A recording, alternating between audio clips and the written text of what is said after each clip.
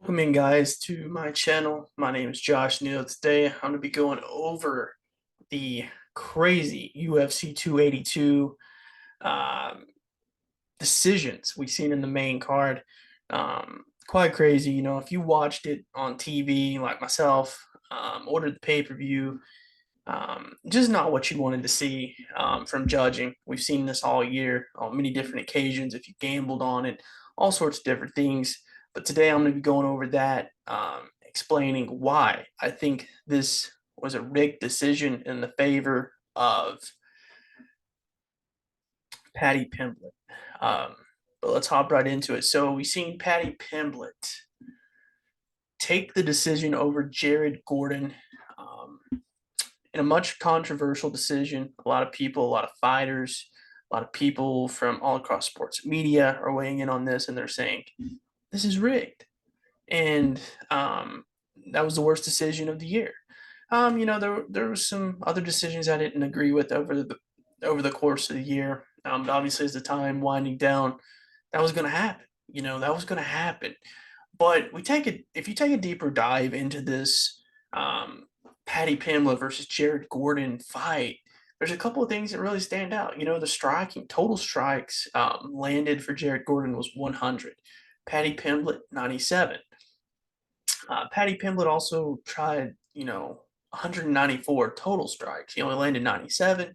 Jared Gordon, 143. He landed 100. Significant strikes. The advantage went to Pimblett, 63 to Jared Gordon's 58. Um, Takedowns. 3 of 6 for Jared Gordon. Paddy Pimblett, 0 for 3. Going into it, we thought, Pimblett had said that he submitted Jared Gordon twice in 2018. I'm in at a Gracie training facility in Philadelphia, I believe. He showed no signs of life on the ground in this fight. We've seen in past fights, Paddy has, largely dominated, when he gets the back position or he gets good position, he can maneuver his way around, he can take advantage. But UFC's been setting him up for these cookie cutter matchups that can, he can easily win, so he can vault up the rankings. Um, Jared Gordon, he's been there. He's been in and out of rehab, man. This guy has been tough as nails. Um, and I'm being honest, the start of the fight, Jared Gordon landed some bombs with that left hook. Left hook was money. Um, and Paddy was swinging. He would land some good punches, but largely, if you're judging this fight, you're looking at damage. Damage was clearly landed for Gordon. I mean, Gordon had a cut. There was an elbow that Paddy landed. Don't even know if it was on purpose or not, but he landed an elbow on top of his head. And as a bald guy, that's gonna leak down your face. If he had hair, that probably wouldn't happen. But largely in part, the more damaging shots was landed by Jared Gordon. It was clear. Every time Jared would land, Paddy's face went, it would go back. Paddy would land some jabs, decent shots, nothing to go home about. Jared landed 3 takedowns. 3. Paddy landed 0. Um, you could argue that Paddy could win round 1. Is largely back and forth, but I think Jared landed the more damaging blows with that left hook. The left hook was money for the first 2 rounds. Um, you go into second round, and it's largely the same thing. Same thing, getting takedowns, damaging blows. But let's forget all that. We clearly know Jared Gordon was robbed. We clearly know what the UFC is doing, because if we go back and we look at Sean O'Malley versus Pieter Yan, sorry. Um, this was a really close fight. Pieter Yan landed 6 takedowns. Sean O'Malley didn't have a takedown. The significant strikes was the advantage for O'Malley. Total strikes landed 97. But if you go back and look at it, it was a large part, Pietro Yan would dominate the first half of the round. You could argue he would dominate over half of the round. Sean O'Malley was dominating the end of the round. So the last thing the judges are going to see is, of course, they're going to see Sean O'Malley, um, doing some damage and all that. But we can agree he didn't win the majority of that fight. He obviously, the last round, he definitely won. And you have the coin flip. You have the coin flip of round one and round two. But that's the thing. Everybody that's seen that knows Pietro Yan. Most people would agree Pietro Yan won that fight. But what's the UFC trying to do? They're trying to build up. Sean O'Malley has fans. He has his podcast. Pietro Yan's just a Russian. He's a Russian in the mountains. He doesn't really have a social media following. He's there to fight. He's probably the best bantamweight we got in the UFC right now. But he's been screwed by some decisions. I think he beat Aljo. I think he beat O'Malley. He's been screwed by the judges, and I wouldn't fault him at all if he didn't want to fight again in the UFC. Um, so when you're talking about the UFC, they're trying so hard to get the next Conor McGregor, and they're reaching really bad. Um, Paddy Pimblett is not it. Let's be honest here. If you look at the top 15 is going to wipe. Outside of Tony Ferguson, this guy is going to get the floor mopped with him. He's not going to win. If he's going to win, it's going to be similar to this. He's going to, the judges are going to help him out. He's not even in the same conversation right now as the top 15 at lightweight. Lightweight is arguably a top two, top three division. It's probably a top two division in the sport. There's no way Paddy Pimblett's touching the top 15. Sean O'Malley, he's good. He's definitely got it. He's definitely improving. I much would prefer if Sean O'Malley took the Conor McGregor spot than Paddy Pimblett.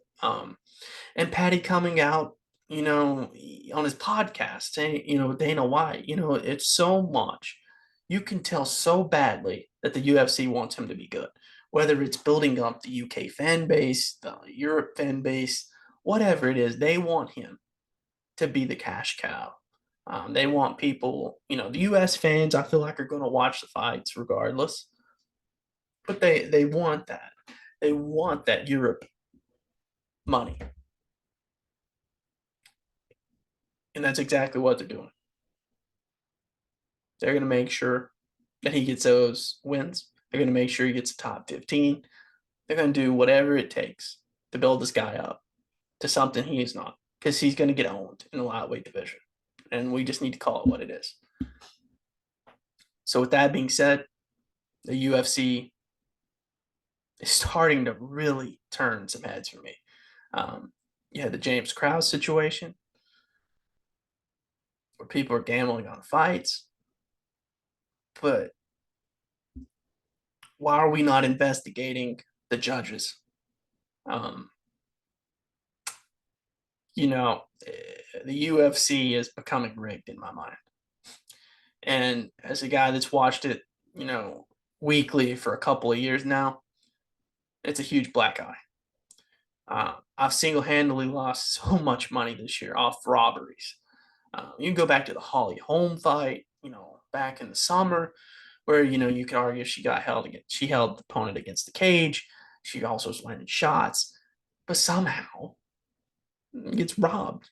And what are they trying to do? They're trying to bring in the young fighters with energy.